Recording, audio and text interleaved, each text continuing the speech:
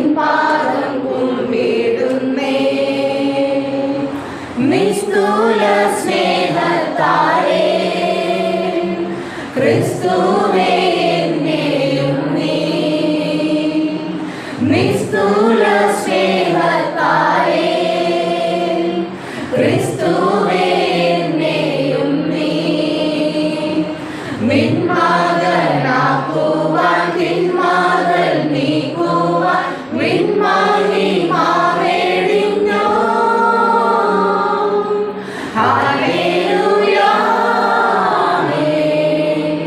Hallelujah hallelujah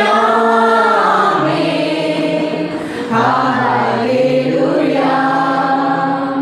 യേശുവേ നിൻപാദം കുമ്പിടുന്നേ. യേശുവേ നിൻപാദം കുമ്പിടുന്നേ. യേശുവേ നിൻപാദം കുമ്പിടുന്നേ. വിശ്വസിക്കുന്നവർ ഒരിക്കൽ കൂടെ ഹല്ലേലൂയ പറയാം. ഹല്ലേലൂയ.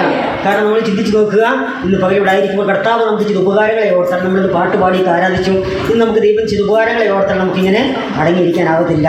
ആ സങ്കീർത്തന 91 പറയുന്നതാണ് ഒരു വാഗ്ദത്ത സങ്കീർത്തനമാണെന്ന് കാണാൻ കഴിയും. നമുക്കറിയാം ഈ പല സങ്കീർത്തനങ്ങൾ നമ്മളെ ബലപ്പെടുത്താൻ ശക്തിയിരിക്കുന്നതാണ്. 90-ാം സങ്കീർത്തനം നമുക്കറിയാം എപ്പോഴാണ് വായിക്കുന്നത്. അത് നമ്മളെ ബലപ്പെടുത്തുന്ന സങ്കീർത്തനമാണെങ്കിൽ പോലും പലപ്പോഴും ആളുകൾക്ക് അത് കേൾക്കുമ്പോൾ ഉള്ളിലൊരു ഭയം ഉണ്ടാകുന്ന സങ്കീർത്തനമാണ്. കാരണം പലപ്പോഴും അത് മരണ വീടുകളിൽ മരിക്കുമ്പോഴൊക്കെ വായിച്ച് കേൾക്കുന്നതാണ്. പക്ഷെ ഒന്ന് ചിന്തിച്ച് നോക്കുക, അത് ഭയപ്പെടാനുള്ള സങ്കീർത്തനമല്ല. അതിനും അപ്പുറത്തേക്ക് മനുഷ്യൻ ആരാണ്, നമ്മുടെ ജീവിതത്തിൻ്റെ അവസ്ഥ എന്താണ് എന്ന് വ്യക്തമായി നമ്മെ ബോധിപ്പിക്കുന്ന ഒരു സങ്കീർത്തനമാണ് 90-ാം സങ്കീർത്തനം. അവിടെ പറയുകയാണ്, മോശയുടെ സങ്കീർത്തനമാണ്. 10-ാം വാക്യം പറയുന്നു, ഞങ്ങൾ ആയുഷ്കാലം 80 സംവത്സരം ഏറെയായാൽ 70 സംവത്സരം ഏറെയായാൽ 80 സംവത്സരം അതിൻ്റെ പ്രതാപം പ്രയാസവും ദുഃഖവും അത്രേ അത് വേഗം തീരുകയും ഞങ്ങൾ പറന്നു പോവുകയും ചെയ്യുന്നു. അതിനുശേഷം പറയുകയാണ്, ഞങ്ങൾ ജ്ഞാനമുള്ളൊരു ഹൃദയം പ്രാപിക്കത്തക്കവണ്ണം ഞങ്ങളുടെ നാളുകളെ എണ്ണുവാൻ ഞങ്ങളെ ഉപദേശിക്കണമേ. അങ്ങനെയെങ്കിൽ ആ സങ്കീർത്തനം പറയുകയാണ്, നമ്മൾ ആരാണെന്ന് വ്യക്തമായി മനസ്സിലാക്കിക്കൊണ്ട് ഈ ഭൂമിയിലെ നമ്മുടെ ജീവിതം വളരെ ക്ഷണികമാണ് എന്ന് തിരിച്ചറിഞ്ഞുകൊണ്ട് ആ ദൈവത്തിനോട് ചേർന്ന് നിൽക്കുവാൻ നമുക്ക് ഓരോരുത്തർക്കും കഴിയണം. ഹല്ലേലൂയ. അങ്ങനെയെങ്കിൽ ആ സങ്കീർത്തനം നാം ആരാണ് നമ്മെ ഉദ്ബോധിപ്പിക്കുന്നതാണെങ്കിൽ, നമ്മെ തിരിച്ചറിയാൻ പ്രാപ്തമാക്കുന്നതാണെങ്കിൽ 91-ാം സങ്കീർത്തനത്തേക്ക് വരുമ്പോൾ അതൊരു വാഗ്ദത്ത സങ്കീർത്തനമാണ്. ഹല്ലേലൂയ. പലപ്പോഴും നമ്മൾ ഈ ഭൂമിയിൽ ജീവിക്കും കഷ്ടതയും വേദനയും പ്രയാസങ്ങളെല്ലാം ഉണ്ട് നമ്മുടെ ജീവിതത്തിൽ പലപ്പോഴും കടന്നു വരും. പക്ഷേ ഇതിനെല്ലാം അതിജീവിക്കുവാൻ, നമ്മെ പ്രചോദിപ്പിക്കുവാൻ, നമ്മെ മുന്നോട്ട് പോകുവാൻ പ്രാപ്തമാക്കുന്ന ഒരു സങ്കീർത്തനമാണ് 91-ാം സങ്കീർത്തനം. ഇന്നിവിടെ നിൽക്കും എനിക്ക് അഭിമാനത്തോടെ പറയാൻ കഴിയുന്ന കാര്യമുണ്ട്, ആ കർത്താവിൻ്റെ കൃപയുള്ളത് കൊണ്ട് മാത്രമാണ് ഇന്നിവിടെ നിൽക്കുന്നത്. ഹല്ലേലൂയ. 91-ാം സങ്കീർത്തനം 1-ാം വാക്യം പറയുകയാണ്, അത്യുന്നതിൻ്റെ മറവിൽ വസിക്കുകയും സർവശക്തിയുടെ നിഴലിൻ കീഴിൽ പാർക്കുകയും ചെയ്യുന്നവൻ. യഹോവയെക്കുറിച്ച് അവൻ എൻ്റെ സങ്കേതവും കോട്ടയും ഞാൻ ആശ്രയിക്കുന്നതിൻ്റെ ദൈവവും എന്ന് പറയുന്നു. ഇവിടെ നോക്കുക, അത്യുന്നതിൻ്റെ മറവിൽ വസിക്കുകയും സർവശക്തിയുടെ നിഴലിൻ കീഴിൽ പാർക്കുകയും ചെയ്യുന്നവൻ. ഒന്ന് ചിന്തിച്ചു നോക്കുക, ഇന്ന് നമുക്കിവിടെ ആയിരിക്കാൻ കഴിഞ്ഞെങ്കിൽ ആ കർത്താവിൻ്റെ കരുതലുള്ളതുകൊണ്ട് മാത്രമാണ്. ഹല്ലേലൂയ. ആ ദൈവത്തിൻ്റെ കൃപയുള്ളത് കൊണ്ടാണ്, ആ സർവശക്തിയുടെ നിഴലിൻ കീഴിൽ പാർക്കുന്നത് കൊണ്ടാണ് ഇന്ന് നമുക്കിവിടെ കടന്നു വരാൻ കഴിഞ്ഞത്. പലപ്പോഴും നമുക്കറിയാം, പല ഞായറാഴ്ചകളിലും ദൈവദാസൻ നമ്മോടൊക്കെ പറയും, സാക്ഷ്യം പറയാനൊക്കെ നമ്മൾ പറയാറുണ്ട്.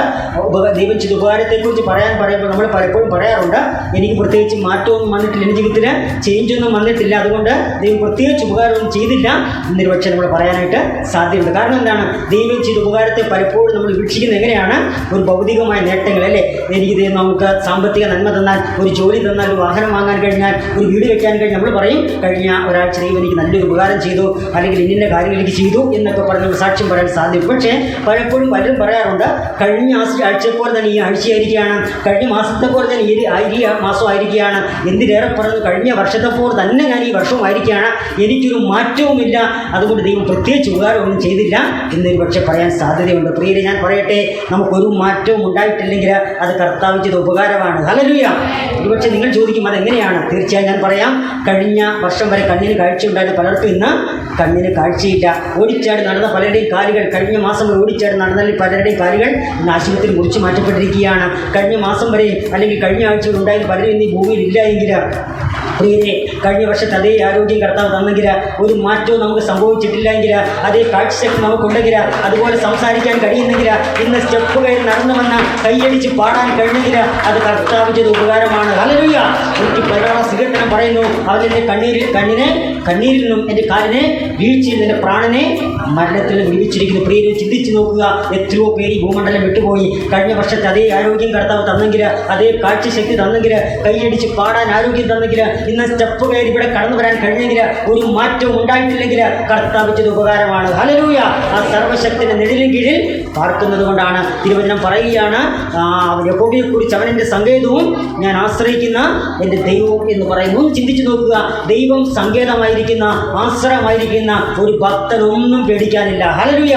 പലപ്പോഴും ചുറ്റുപാടുകളെ നോക്കി, പ്രതിസന്ധികളെ നോക്കി, പ്രശ്നങ്ങളെ നോക്കി പലപ്പോഴും നമ്മൾ ആകുലപ്പെടുമ്പോൾ നാം ആശ്രയിക്കുന്ന നമ്മുടെ കർത്താവിനാണെങ്കിൽ, നമുക്ക് സങ്കേതമുള്ള നമ്മുടെ ദൈവമാണെങ്കിൽ നമുക്കൊന്നിനെക്കുറിച്ചും പേടിക്കേണ്ടതില്ല. ഹല്ലേലൂയ.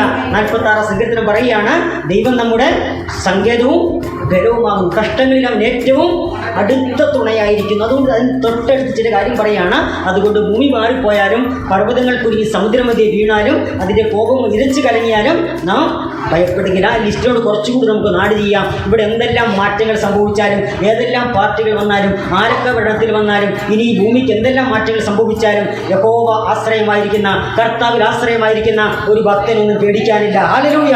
നാം ഭയപ്പെടുകയില്ല. ഇവിടെ പറയുകയാണ്, യഹോവയെക്കുറിച്ച് അവൻ എൻ്റെ സങ്കേതവും ഞാൻ ആശ്രയിക്കുന്ന എൻ്റെ ദൈവവും എന്ന് പറയുന്നു. തുടർന്ന് അവിടെ ചില കാര്യങ്ങൾ ലിസ്റ്റ് വെച്ച് പറഞ്ഞിരിക്കുകയാണ്, നമുക്ക് ഭയപ്പെടാനില്ലാതിരിക്കേണ്ട ചില കാര്യങ്ങൾ അവിടെ പറയുകയാണ്. അവൻ നിന്നെ വേട്ടക്കാരൻ്റെ കണിയിൽ നാശകരമായ മഹാമാരിയിൽ വിടിരിക്കും, തൻ്റെ തൂവലുകൾ കൊണ്ട് അവൻ നിന്നെ മറയ്ക്കും, അവൻ്റെ ചിറകിൻ കീഴിൽ നീ ശരണം പ്രാപിക്കും. ഈ വാക്യം വായിച്ചപ്പോൾ എൻ്റെ മനസ്സിലേക്ക് കടന്നു. ചിന്തിയിട്ട് ഇന്നലെ ഞാൻ ഒരു വീഡിയോ കണ്ടു, ഒരു പക്ഷി ഇങ്ങനെ ഇരിക്കുകയാണ് മരത്തിൻ്റെ മുമ്പിൽ.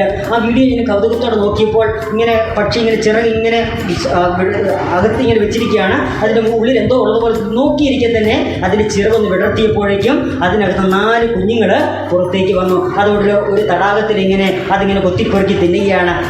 ആ കാഴ്ച എത്ര തവണ കണ്ടു എനിക്ക് എത്രത്തോളം മനോഹരമായിരുന്നു. ഞാൻ ചിന്തിച്ച കാര്യം ഇതാണ്, ആ പക്ഷി കുഞ്ഞുങ്ങളെ സംബന്ധിച്ചിടത്തോളം അതിൻ്റെ ഏറ്റവും സുരക്ഷിതമായ ഇടം ഏതാണ്? അതിൻ്റെ അമ്മപ്പക്ഷിയുടെ ചിറകുകൾ. ആ വീഡിയോ കണ്ട അത്ര മനോഹരമാണ്. അങ്ങനെ ചിന്തിച്ച് നോക്കുക. അതുപോലെ തന്നെ ഇവിടെ പറയുകയാണ്, അവൻ്റെ ചിറകിൻ കീഴിൽ നീ ശരണം പ്രാപിക്കുന്നതിൻ്റെ തൂവലുകൾ കൊണ്ട് അവൻ നിന്നെ മറയ്ക്കും. പ്രിയരെ, ഒന്ന് ചിന്തിച്ച് നോക്കുക. അപകടങ്ങൾ കടന്നു വന്നേക്കാം, പ്രശ്നങ്ങൾ കടന്നു വന്നേക്കാം, പ്രതികൂലങ്ങൾ കടന്നു വന്നേക്കാം. പക്ഷേ നമ്മെ തൻ്റെ തൂവലുകൾ കൊണ്ട് ഒരു പക്ഷി തൻ്റെ കുഞ്ഞുങ്ങളെ എങ്ങനെ സൂക്ഷിക്കുന്നു എന്നതുപോലെ നമ്മെ പരിപാലിക്കുന്ന ഒരു ദൈവമുണ്ട്. ഹല്ലേലൂയ. തുടർന്ന് പറയുകയാണ്, അവൻ്റെ വിശ്വസ്തത നിനക്ക് പരിചയം പലകയുമാകുന്നു. കർത്താവിൻ്റെ വിശ്വസ്തത, ദൈവത്തിൻ്റെ വിശ്വസ്തത എത്ര വലുതാണ്. പ്രിയരെ, ഒരു കാര്യം ഓർക്കുക, മനുഷ്യർ നമ്മോട് വാക്ക് പറഞ്ഞേക്കാം, മാറിയേക്കാം, നമ്മോട് പലരും പല വാഗ്ദാനങ്ങൾ നൽകിയേക്കാം, മാറിയേക്കാം. പക്ഷേ കർത്താവ് നമുക്കൊരു വാഗ്ദത്തം നൽകിയിട്ടുണ്ടെങ്കിൽ നമ്മുടെ കർത്താവ് വിശ്വസ്തനാണ്. ഹല്ലേലൂയ. ഇന്നിവിടെ നിൽക്കുമ്പോൾ എനിക്ക് അഭിമാനത്തോടെ പറയാൻ കഴിയും, എൻ്റെ ജീവിതത്തിൽ കർത്താവ് ചെയ്ത ഉപകാരം. ഹല്ലേലൂയ. ഞാൻ എൻ്റെ അനുഭവങ്ങൾ മുൻപ് പറഞ്ഞ കാര്യം പറഞ്ഞല്ലോ. എൻ്റെ ജീവിതത്തിൽ ഒരുപാട് പ്രശ്നങ്ങളും പ്രതികൂലങ്ങളെല്ലാം കടന്നു വന്നു. പക്ഷേ പല പ്രശ്നങ്ങൾ, പല രോഗങ്ങൾ, അത് വിശദീകരിക്കാൻ സമയമെങ്കിലും പറയട്ടെ. ഇന്നിവിടെ നിൽക്കുമ്പോൾ 8ഓളം ഓപ്പറേഷൻ കഴിഞ്ഞൊരു വ്യക്തിയാണ് ഞാൻ. എൻ്റെ ശരീരത്തിൻ്റെ കുടലിനകത്ത് ക്രോൺസ് എന്നൊരു രോഗം ബാധിച്ചു. കുടല് ദ്രവിച്ചു പോകുന്ന രോഗമായിരുന്നു.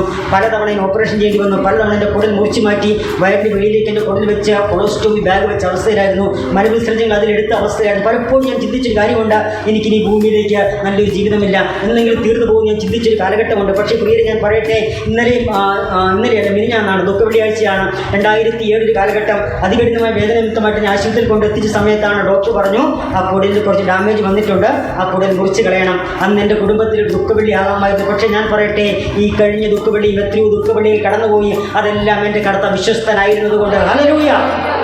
എൻ്റെ കൊച്ചു പ്രായത്തിൽ ദൈവം എനിക്ക് തന്ന വാഗ്ദത്തമുണ്ട്, എൻ്റെ സാക്ഷിയായി, യേശുവിൻ്റെ സാക്ഷിയായി അനേക ഇടങ്ങളിൽ കടന്നു പോകും. ഹല്ലേലൂയ. മരണകരമായ പല സാഹചര്യങ്ങൾ എൻ്റെ ജീവിതത്തിൽ കടന്നു വന്നു.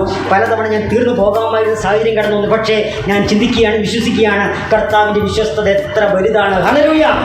പലതവണ മരണത്തെ മുഖം ഞാൻ വിശദീകരിക്കുന്നില്ല, സമയം കടന്നു പോകുന്നല്ലോ. ദേവാസം തന്ന സമയം കൊണ്ടിരിക്കാൻ താല്പര്യപ്പെടുകയാണ്. പക്ഷേ ഈ കഴിഞ്ഞ വർഷം ബീഹാറിലും നോർത്ത് ഇന്ത്യയിലും പലയിടങ്ങളിൽ കടന്നു പോകാൻ, കർത്താവിൻ്റെ സാക്ഷിയായി തീരുവാൻ എൻ്റെ കർത്താവിനെ ബലപ്പെടുത്തി. ഹല്ലേലൂയ. ഒരുപാട് നാളുകൾ എനിക്ക് ഭക്ഷണം കഴിക്കാൻ കഴിയാത്ത അവസ്ഥയിലായിരുന്നു. എൻ്റെ കുടൽ ആ ക്രോൺസ് എന്ന രോഗം ബാധിച്ച് ഭക്ഷണം പോലും കഴിക്കാൻ കഴിയാതെ വർഷങ്ങളോടെ ഞാൻ കഴിച്ചുകൂട്ടി. ഒരുപാട് വേദനകൾ, മാസത്തിൽ 20-25 ദിവസം എനിക്ക് വേദനയാണ്. ഇന്നിവിടെ വന്നപ്പോൾ പ്രിയ അനുഭവമൊക്കെ ഇങ്ങനെ പങ്കുവയ്ക്കാനിടയിൽ അല്പ നിമിഷമുണ്ട്. അപ്പോൾ ഞാൻ പറയട്ടെ, വേദനകളും ദുഃഖങ്ങളും എല്ലാം കടന്നു വരും. ഞാൻ ചിന്തിച്ചൊരു കാര്യമുണ്ട്, കർത്താവെ എനിക്കിനി മുൻപോട്ട് ജീവിതമില്ലല്ലോ എന്ന്. പക്ഷെ ഞാൻ പറയട്ടെ, ഈ കഴിഞ്ഞ 10 വർഷം മുൻപ് 2013 സെപ്റ്റംബർ 5-നാണ് എൻ്റെ 8ാമത്തെ സർജറി കഴിയുന്നത്. അന്ന് മുതൽ ഇന്ന് വരെ എനിക്ക് അഭിമാനത്തോടെ പറയാൻ കഴിയും, യാതൊരു വേദനയുമില്ലാതെ പൂർണ്ണ ആരോഗ്യത്തോടെ എല്ലാവിധ ഭക്ഷണം കഴിക്കാൻ കഴിയുന്നവനായി എൻ്റെ കർത്താവിനെ മാറ്റി. ഹല്ലേലൂയ. ഇന്നലെ വാഹനം ഓടിച്ചിവിടെ വന്നപ്പോൾ പലതവണ എൻ്റെ കണ്ണ് നിറഞ്ഞെത്തുന്നു. കാരണം ഒരിക്കലും ചിന്തിച്ചതല്ല, എൻ്റെ സ്വപ്നത്തിൽ പോലും ചിന്തിക്കാൻ കഴിയുന്ന കാര്യമല്ല. കാരണം മുൻപ് എന്നെ കണ്ടിട്ടുള്ളവർക്ക് അവർ ഒരിക്കലും ചിന്തിക്കാൻ കഴിയുന്ന കാര്യമില്ല. പക്ഷേ നമ്മുടെ കർത്താവ് വിശ്വസ്തനാണ്. ഹല്ലേലൂയ. നമ്മുടെ കർത്താവ് ഒരു വാഗ്ദത്തം നൽകിയിട്ടുണ്ടെങ്കിൽ അത് പൂർത്തീകരിക്കാൻ നമ്മുടെ ശക്തനാണ്. ഹല്ലേലൂയ. ഞാനൊരു വാക്കുകൾ ചുരുക്കാൻ പോകണം. അതിൽ പറയുന്ന കാര്യം ഇതാണ്, അവൻ്റെ വിശ്വസ്തത നിനക്ക് പരിചയം പലകയും അവൻ കുറിയെ തുടർന്ന് കുറേ കാര്യങ്ങൾ അവിടെ പറയുന്നുണ്ട്. അതിനെക്കുറിച്ചൊന്നും ഞാൻ വിശദീകരിക്കുന്നില്ല. എങ്കിലും അവസാന വാക്കിലേക്ക് വരട്ടെ. അവസാന വാക്യം പറയുകയാണ്, ദീർഘായുസ് കൊണ്ട് ഞാൻ അവന് തൃപ്തി വരുത്തും, എൻ്റെ രക്ഷയെ ഞാൻ അവന് കാണിച്ചു കൊടുക്കും. പ്രിയരെ, ഒന്ന് ചിന്തിച്ച് നോക്കുക. നമ്മളെല്ലാം ആഗ്രഹിക്കുന്ന കാര്യമാണ് ഈ ഭൂമിയിലെ ദീർഘായുസ് എന്നുള്ളത്, അല്ലേ? പക്ഷെ ഒന്ന് ചിന്തിച്ച് നോക്കുക, പലരും ഈ ഭൂമിയിലെ ജീവിതം നരകതുല്യമായി ജീവിച്ചുകൊണ്ടിരിക്കണം. എങ്ങനെയെങ്കിലും ആയുസ്സും തീർന്നാൽ മതി. പക്ഷേ ഇവിടെ കടന്നു വന്നിരിക്കും നമുക്ക് പറയാൻ കഴിയും, നമ്മുടെ ആയുസ് എത്രത്തോളം ഉണ്ടോ അത്രയും കാലം സന്തോഷത്തോടെ. ഹല്ലേലൂയ. ഇവിടെ പറയുന്ന കാര്യം ഇതാണ്, ദീർഘായുസ് കൊണ്ട് തൃപ്തി വരുത്തും. നമ്മൾ എത്ര കാലം ജീവിക്കുമെന്ന് വേണമല്ല, ഉള്ള കാലം നമുക്ക് സന്തോഷത്തോടെ ജീവിക്കാൻ കഴിയണം. ഹല്ലേലൂയ. തൃപ്തിയോടെ ജീവിക്കാൻ കഴിയണം. ഇവിടെ ദൈവം നമുക്ക് നൽകുന്ന വാഗ്ദത്തം ഇതാണ്, ദീർഘായുസ് കൊണ്ട് ഞാൻ നിനക്ക് തൃപ്തി വരുത്തും. അങ്ങനെയെങ്കിൽ നമ്മുടെ പ്രാർത്ഥന എങ്ങനെയാണ്? കർത്താവേ, ഞാൻ എത്ര കാലം ജീവിച്ചു എന്നുള്ളതല്ല, എത്രത്തോളം ഞാൻ ഈ ഭൂമിയിലായിരിക്കും എന്നുള്ളതല്ല, ഞാൻ ജീവിക്കുന്ന കാലം കർത്താവിൻ്റെ ഉത്തമ സാക്ഷി നിലകൊള്ളുവാൻ. ഹല്ലേലൂയ. കർത്താവിനെ കുറിച്ച് പ്രഘോഷിക്കുന്നവനായി തീരുവാൻ, കർത്താവിനെ കുറിച്ച് മറ്റുള്ള പറയുന്നവനായി തീരുവാൻ, മറ്റുള്ളവർക്ക് മാതൃക ജീവിപ്പാൻ കർത്താവെ എന്നെ സഹായിക്കണമേ. നമ്മുടെ ജീവിതം മറ്റുള്ളവർക്ക് ഒരു മാതൃകയായി തീരട്ടെ. നമ്മുടെ ജീവിതം കൊണ്ട് മറ്റുള്ളവർ കർത്താവിനെ അറിയുവാൻ ഒരു മുഖാന്തരമായി തീരട്ടെ. അതുകൊണ്ട് നാം കേട്ട സങ്കീർത്തനത്തെ പോലെ ആ കർത്താവിൻ്റെ വാഗ്ദത്തങ്ങൾ നമുക്ക് ഏറ്റെടുക്കാം. ആ ദൈവത്തിൻ്റെ വാഗ്ദത്തങ്ങൾ നമുക്ക് ഏറ്റെടുക്കാം. നാം ഈ ഭൂമിയിൽ ജീവിക്കുന്ന അത്രയും അവസരങ്ങൾ സന്തോഷത്തോടെ സമാധാനത്തോടെ ജീവിക്കുവാൻ നമുക്ക് കഴിയണം. അതുകൊണ്ട് ആദ്യ വാക്യം പറയുന്ന പോലെ നമുക്ക് ഒരിക്കൽ കൂടെ പറയാം, അത്യുന്നതൻ്റെ മറവിൽ ഞാൻ വസിക്കും. ഹല്ലേലൂയ. സർവ്വശക്തിയുടെ നിഴലിന് കീഴിൽ ഞാൻ പാർക്കും. ഹല്ലേലൂയ. എന്നെ ഭയപ്പെടുത്തുവാൻ, എന്നെ ഇല്ലായ്മ ചെയ്യുവാൻ ഒരു ശക്തിക്കും കഴിയത്തില്ല. ഹല്ലേലൂയ. അതുകൊണ്ട് നാം നോക്കേണ്ടത് ചുറ്റുമുള്ളവരെയല്ല, പ്രശ്നങ്ങളെയല്ല നാം നോക്കേണ്ടത്, പ്രതികൂലങ്ങളെല്ലാം നോക്കേണ്ടത്. അതിനും അപ്പുറത്തേക്ക് നമ്മെ കരം പിടിച്ചിരിക്കുന്ന ഒരു കർത്താവിനെ നമുക്ക് കാണാൻ കഴിയണം. ഹല്ലേലൂയ. നമ്മെ ചേർത്ത് പിടിച്ചിരിക്കുന്ന, നമ്മെ ചിറകിൻ മറവിൽ മറച്ച് സൂക്ഷിക്കുന്ന ഒരു കർത്താവിനെ നമുക്ക് ദർശിക്കാനായിട്ട് കഴിയട്ടെ. ഞാൻ എൻ്റെ വാക്കുകൾ ചുരുക്കിയാണ്. അതുകൊണ്ട് ആ കർത്താവിൽ ആശ്രയിപ്പാൻ ദൈവം നമ്മെ ഏവരെയും സഹായിക്കട്ടെ. വീണ്ടും നിങ്ങളുടെ പ്രാർത്ഥനയെ ചോദിക്കുകയാണ്. പ്രത്യേകിച്ച് വളരെ സന്തോഷം.